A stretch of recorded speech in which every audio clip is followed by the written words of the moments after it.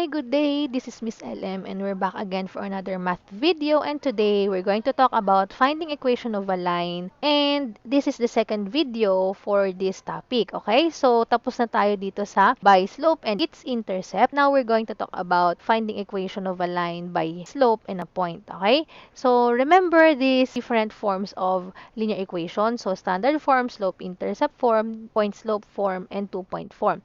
So, ngayon po, ang gagamitin natin is itong points slope form. Y minus y sub 1 is equals to m multiplied to the quantity of x minus x sub 1. So, how are we going to use that in finding equation of a line using slope and a point? Tandaan po natin, ang slope natin is denoted by the variable m. And yung point natin ay merong x at saka merong y. Dahil isang point lang po yung gagamitin natin ngayon, we can denote that point by x sub 1 and y sub 1. And again, this is our point slope form. Ito yung gagamitin natin. Y minus y sub 1, saan manggagaling yung y sub 1? Dito po sa ating point. Equals m, yung m natin is yung ating slope. Multiply to the quantity of x minus x sub 1. So, yung x sub 1 natin, manggagaling po ulit dun sa ating point. So, yan po yung magiging formula natin, and the resulting equation can be the slope-intercept form, or kung kailangan po ay naka-standard form. So, i-rewrite natin siya into standard form. Okay? So, let's have our first example. In our example number 1 here, again, we have a graph. So, since meron lang tayong graph, wala pa rin po yung value natin ng slope at yung ating coordinates ng point A. So, unang gagawin natin is to find the value of these two. How to find the value of the slope? Again, apply the ratio of rise over run. We're going to count the numbers of units upwards and units to the right until we arrive at point A from this point. So, bilang na tayo. Ilang units kaya yon? 1, 2, 3, 4, 5, 6, 7, 8, 9. So, there are 9 units upwards. That will be our numerator. Then, from here, papunta naman sa right. At dahil papunta tayo sa right, positive po ulit yun. Ano po?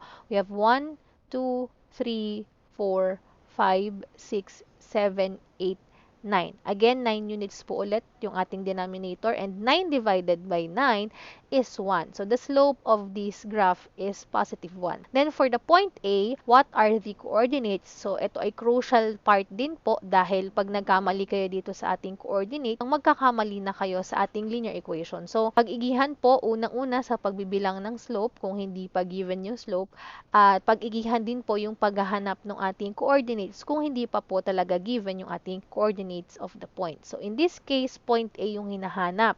So, unang titignan ay ang ating x-axis. We have positive 4. Ano po? Doon siya nakatapat. Positive 4, and then dito sa ating y-axis, katapat niya ay si positive 6. So, the coordinates of this point is positive 4, positive 6. Meron na tayo ngayong slope, meron na tayo ngayong coordinates of the point, and this will be our x sub 1. This one is x sub 2. Gagamitin na natin yung ating formula na point slope form. We're going to substitute the values of y sub 1, the slope, and the x sub 1. So, y minus our y sub 1, that is positive 6, and then our slope is positive 1, and then I enclose this, or I will use the bracket symbol para po dun sa ating x sub 1, minsan magiging negative yung value natin ng x sub 1. So, it is inappropriate naman po kung double parenthesis yung gagamitin nating grouping symbol. Tandaan po yun, kapag nakagamit na tayo ng parenthesis, next na po nun is bracket. And para ready lang tayo, bracket na muna yung ginamit natin dito, okay? So, for our x sub 1, we have positive 4. Ayan. Na-substitute na natin yung mga important values. We have y sub 1, the slope, and then the x sub 1. Now, i-rewrite po natin ito and i-apply na natin yung mga appropriate sign nila. So, itong positive 6 at minus yan, magiging y minus 6 is equals to 1 times x minus 4. So, pag nag-distributive property tayo dito, yun pa rin naman po yung result, positive x and then negative 4. So, ito na po yung ating naging resulting equation. So, ito yung two-point form niya. Kaya lang, we can rewrite this into slope-intercept form or into standard form. So, in this example, mag-slope-intercept form na muna tayo. Yung y, matitira dito sa left side. Yung constant natin na negative 6, what is the additive inverse of that? That is positive 6. So, add positive 6 on both sides. Magiging 0 na siya dito sa left, and then andito na siya ngayon sa right, positive 6. Now, combine natin si 4, which is negative. If we apply keep change here, magiging negative yan. And then, we have positive 6. So, unlike sign sila, we have to subtract the absolute values and then attach the sign of the greater value. 6 minus 4 is 2, and then the greater value is positive. So, x plus 2 po yung ating resulting dito sa ating right side. Then, this will be our linear equation in two variables using the point-slope form. Ito na po, naka-slope-intercept form yung naging result, pero ginamit natin ay yung ating point-slope form para maka-arrive tayo dito sa ating answer. Okay? Ano yung step na ginawa natin to arrive on this answer? Dahil graph po yung given, hinanap muna natin yung slope, hinanap muna natin yung coordinates ng ating points. And then from there, nag-substitute na tayo dun sa ating point slope form. Y sub 1 manggagaling sa coordinate natin. Slope, ito po yung ating nahanap kanina. And then yung ating x sub 1 manggagaling po ulit dun sa ating coordinates. So after we substitute, apply na natin yung mga sign. And then nag-distributive property tayo. 1 times x and 1 times 4. Then from here, nag-add tayo ng additive inverse ni negative 6 dahil nga po we want our result into slope-intercept form. Kaya po ito yung naging result niya. Y is equals to x plus 2. And kung hinihingi po na naka-standard form dapat siya, from the slope-intercept form, apply natin ulit yung steps on how we can rewrite from slope-intercept form to standard form. Okay? So, yun lang po for our example number 1. Now, let's have our example number 2. Meron po ulit tayong graph and we have here point B. So, unang hahanapin po natin is yung slope and then yung ating coordinates ng point B. So, for the slope, rise over run ulit tayo and then kung mapapansin nyo po, downward from left to right to. So, expect natin negative yung slope.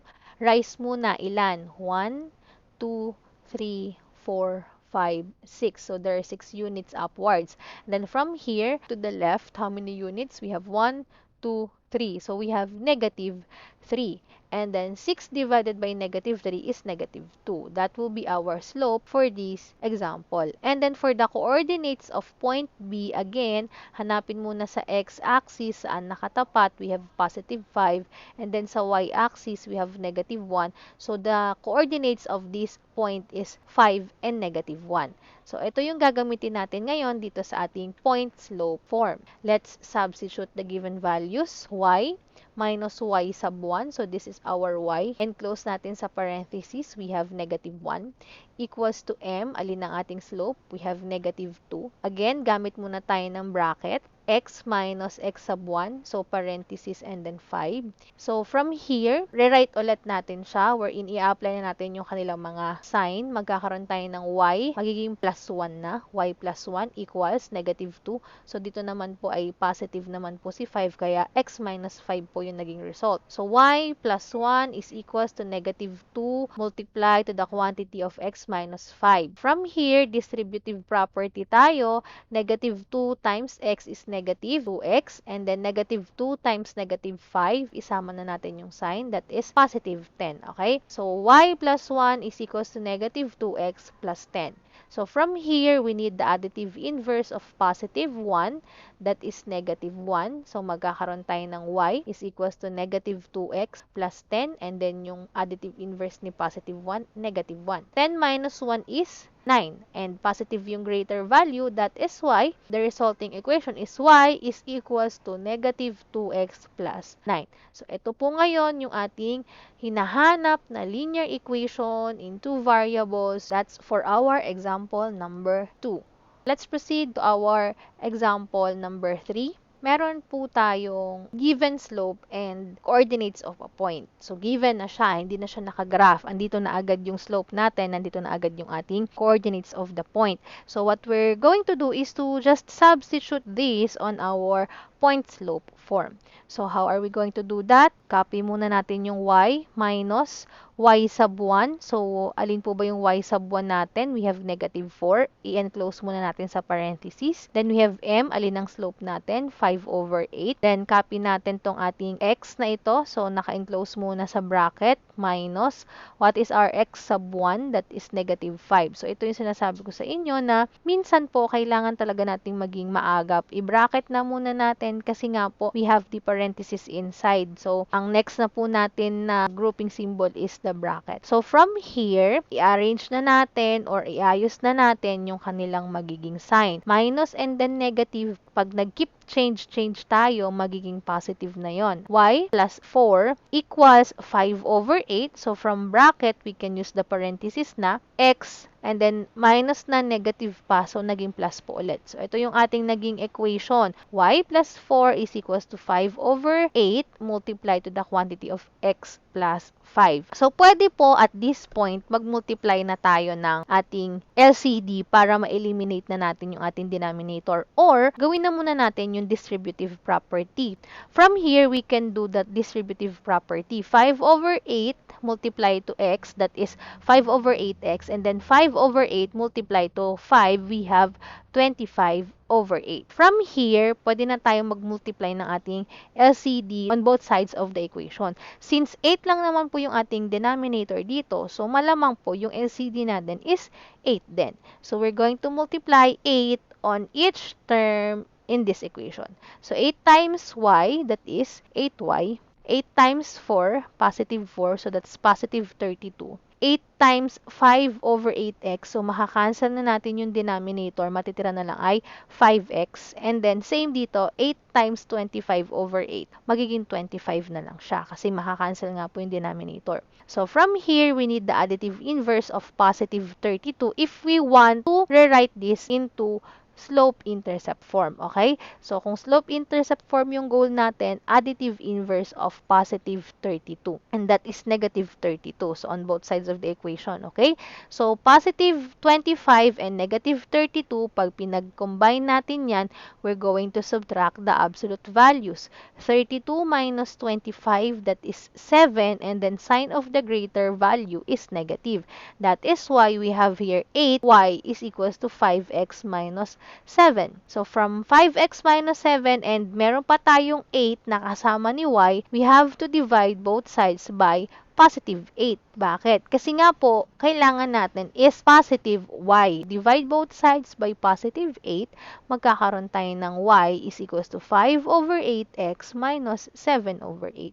So, ito po ngayon yung ating slope-intercept form for this example number 3. For this line having the slope of 5 over 8 and the point is negative 5 and negative 4. So, ito po yung ating resulting equation. So, kung kinakailangan naman po ay standard form of the equation, so from this portion, ang gawin nyo na po agad is to rewrite that into standard form. Paano po mangyayari yon? So, additive inverse ni 5x, also additive inverse ni 32. So, pagpapalitin nyo siya ng position, then yun na po, rewrite nyo na lang po siya as standard form, ax plus by is equals to c. If nakalimutan po, again, ililink ko po ulit yan dito sa description box para ma-recall nyo or mapanood nyo po ulit kung paano tayo magre-write ng ating standard form of the linear equation. So, that's for our example number 3. Then, for our example number 4, the given is m, or the slope is 3, and point D having the coordinates of 2 and negative 1. So, what you're going to do is to substitute it in our point-slope form. You can pause this video for a while, try to substitute it, and then form the slope-intercept form of this line.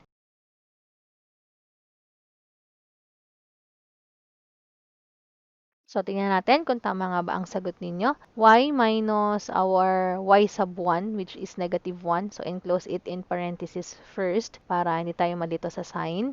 And then, ang slope ay 3. Then, for our x sub 1, we have positive 2. So, again, gumamit muna tayo ng bracket. And then, parenthesis muna dun sa value ng ating x sub 1. Then, from here, we have to rewrite it. Y magiging plus na siya kasi minus and then negative. Y plus 1 equals 3 times the quantity of x minus 2. So, walang nagbago sa sign kasi positive po itong ating 2. So, from here, we have to distribute 3 to the quantity of x minus 2. Multiply natin 3 times x, that is 3x, and then 3 times negative 2, that is negative 6. So, from here, kung slope-intercept form nga po ang pinapahanap ko, additive inverse of positive 1 should be added on both sides of the equation para matira dito sa ating left side yung ating positive 1y. So, additive inverse of positive 1, that is negative 1. So, on both sides, meron tayong negative 1. So, dito sa ating left, magiging 0 na lang siya. Matitira na lang po ay si positive 1y. Then, dito sa ating right, meron tayong negative 6 and then negative 1 or minus 6 minus 1. Kapag nag-keep change tayo dyan, magkakaroon tayo ng negative 6 plus negative 1. And that is negative 7. So, this will be our slope-intercept form of the line given the slope and the point 2 and negative 1. So, ito na po yung hinahanap natin na linear equation in two variables. If kailangan natin na naka-standard form yung ating equation, again, follow the steps on how we rewrite linear equations from slope-intercept form into standard form para makuha nyo po yung equivalent na standard form ng ating linear equation na ito. Okay? So, let's proceed to our last example. Example number 5, we have here m or slope is 3 over 2 and then point E having negative 2 and positive 7. Again, pause this video for a while. Try to substitute it in our point slope form and then write your resulting equation into slope intercept form. Try to do it first before I will give you the correct answer.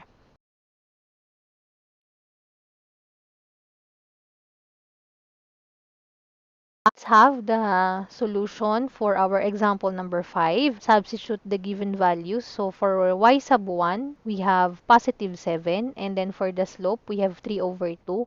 Then for our x sub 1, we have negative 2. So rewrite po ulit natin applying the correct sign or operation. So we have y minus 7 equals to 3 over 2 multiplied to the quantity of x plus 2. Naging plus na kasi nga po minus na negative pa. So, from here, distribute ulit natin, multiply natin si 3 over 2 kay x at i-multiply natin si 3 over 2 kay 2. So, 3 over 2 times x is 3 over 2x. And then, 3 over 2 times positive 2. So, makakancel na po yung 2. Matitira na lang ay si positive 3. So, from here, what we're going to do para maalis yung ating denominator is to multiply it by our LCD. At dahil 2 lang naman po yung ating denominator, multiply all of the terms in the equation by the LCD, which is positive 2. So, 2 times y, that is 2y. And then, 2 times negative 7 is negative 14. 2 times 3 over 2x, makakancel na po yung ating denominator. We have 3x. And then, 2 times positive 3, that is positive 6. So, from here, pwede na tayong magre-write into slope-intercept form, additive inverse of negative 14, that is positive 14. So, add that on both sides of the equation. We have positive 14. Magiging 0 na lang siya dito sa ating left side. So, we have 3x plus 6 plus 14 on our right side of the equation. So, 2y is equals to 3x plus the sum of 6 and 14, that is 20. Divide both sides by positive 2. Why do we need to divide it by positive 2? Para po maging positive 1 na lang po yung ating numerical coefficient ni y. So, 2y divided by 2, that is y. 3x divided by 2, the result is 3 over 2x. And then, 20 divided by 2, that is positive 10. Then, this will be our slope-intercept form of the linear equation given the slope and the point. So, this is our last example and I hope you got the correct answer in finding the equation of this line. Again, what are the steps we should follow in finding the equation of a line using the slope and a point? So, kung graph po yung given, hanapin po muna natin yung ating slope at yung coordinate ng isa nating point. After that, kung meron na tayong slope at coordinates ng ating point, substitute na natin siya sa ating point-slope form. Y minus y sub 1. So, that's the y coordinate of our point. And then we have m. Ang m natin yung slope times the quantity of x minus x sub 1. So, x sub 1 is the x coordinate of our point. So, kapag na-substitute na natin, mag-a-apply na tayo ng properties of equalities. Kapag may fraction, multiply natin by LCD. And then, kung ano po yung hinahanap natin na form ng equation, dun natin dalhin yung ating final answer. Kung naka-slope intercept form po, di ang kailangan natin na additive inverse is yung atin lamang pong constant. Pero kung kailangan po ay standard form, we have to find the additive inverse of the term with the x variable para mapunta siya dito sa ating left side. So, that's the step for our finding equation of a line using slope and a point. And I hope you learned something from this video. Meron pa tayong natitirang isa pang video about this, finding equation of a line using 2 points naman po. So, huwag kalimutang i-like itong video na ito. At subscribe na rin kayo at mag-click na rin kayo ng notification button para ma-notify kayo kapag na-upload ko na po yung upcoming videos about finding equation of a line using 2 points. Okay? So, thank you for watching. Bye-bye!